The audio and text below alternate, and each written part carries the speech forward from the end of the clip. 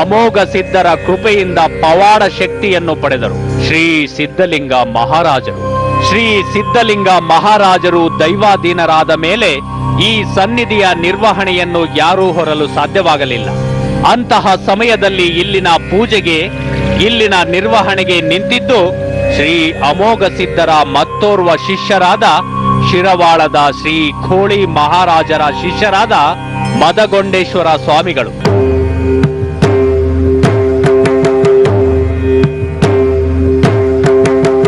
ಇದೀಗ ಶ್ರೀ ಅಮೋಘ ಸಿದ್ಧರ ಮುಮ್ಮಟ ಗುಡ್ಡದ ನಿರ್ವಹಣೆಯನ್ನು ಹೊತ್ತಿರುವವರು, ಇಲ್ಲಿ ಪೂಜೆ ನಡೆಸುತ್ತಿರುವುದು ಶ್ರೀ ಮದಗೊಂಡೇಶ್ವರ ಸ್ವಾಮಿಗಳು. ಇವರನ್ನು ಶ್ರೀ ಸಿದ್ಧಲಿಂಗ ಮಹಾರಾಜರ ಪುನರ್ಜನ್ಮ ಎಂದು ಹೇಳಲಾಗುತ್ತಿದೆ. ಇಂತಹ ಮಾತುಗಳ ನಡುವೆ ಇವರಿಂದಲೂ ಬಹಳಷ್ಟು ಪವಾಡಗಳು ನಡೆಯುತ್ತಿರುವಂತಹ ಬಹಳಷ್ಟು ಉದಾಹರಣೆಗಳು ನಮಗೆ ಇಲ್ಲಿ ಸಿಗುತ್ತವೆ.